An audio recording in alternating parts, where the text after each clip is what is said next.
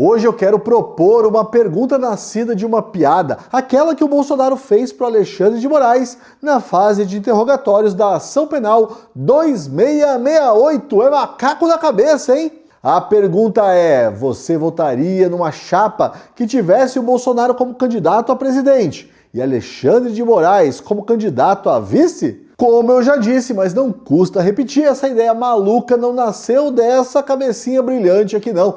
Nasceu de um momento já clássico do nosso teatro político, o julgamento da suposta tentativa de golpe, quando o Bolsonaro perguntou para o ministro Alexandre de Moraes: Excelência, posso fazer uma brincadeirinha? E fez. Nessa hora, o Brasil se dividiu entre os que riram, os que se ofenderam e os que simplesmente disseram que esse país não tem salvação, porque não tem mesmo. Mas e se a brincadeira virasse realidade? E se em 2026 aparecesse na infalível e incontestável urna eletrônica a chapa Bolsonaro presidente, Alexandre de Moraes vice? Parece delírio, eu sei, mas no vídeo de hoje a gente vai brincar de levar a sério.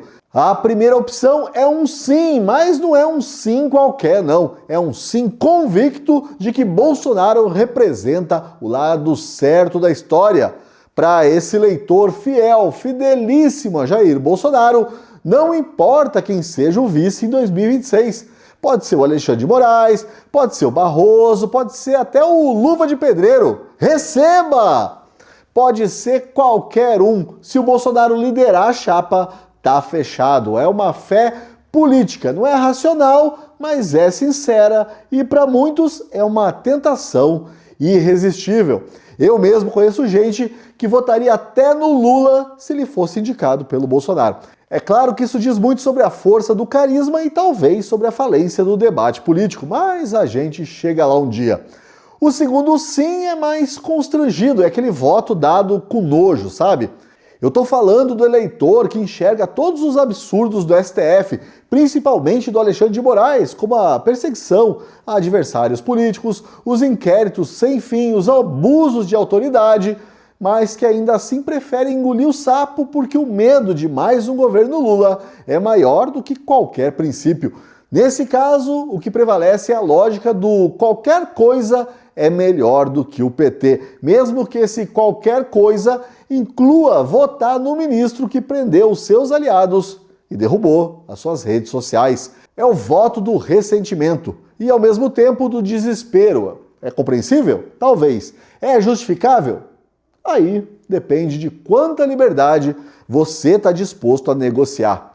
E tem mais um sim. Esse é um tanto quanto perigoso. É o sim de quem nem finge mais se importar com a liberdade, com o Estado democrático de direito ou com a legalidade. O que essa turma quer mesmo é ver o outro lado apanhando. Para esses, se o Alexandre de Moraes usar o mesmo autoritarismo, só que agora a favor da direita, tá ótimo, melhor ainda. É o velho sonho totalitário, meu time no poder, com poder absoluto, punindo os inimigos e premiando os amigos. Isso não é direita, claro, é oportunismo com bandeira conservadora, mas ele existe e por isso fica aqui o registro.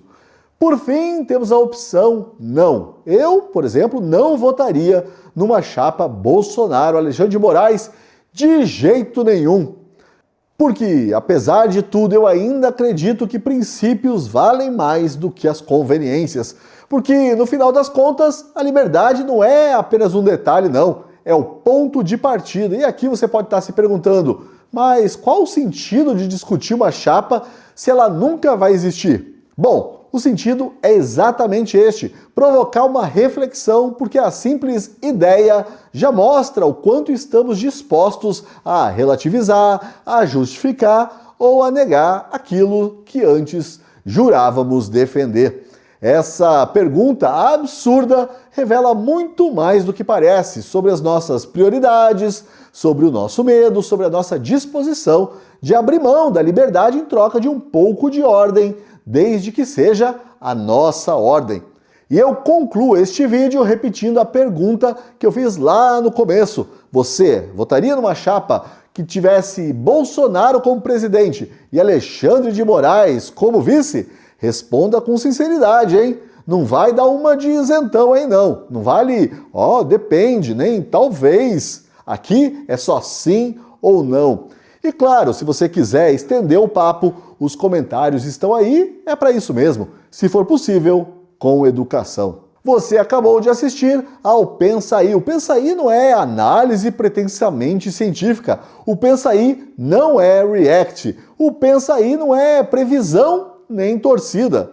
O Pensa Aí é uma oportunidade, um espacinho aqui no YouTube para você ir além da notícia. É para você que está aí todo indignado com a mais recente treta da internet, parar, respirar fundo e pensar. Simplesmente pensar. E quem sabe esboçar uma risadinha. Pensa aí, e já que você está pensando, aproveite para assinar a Gazeta do Povo. Até a próxima!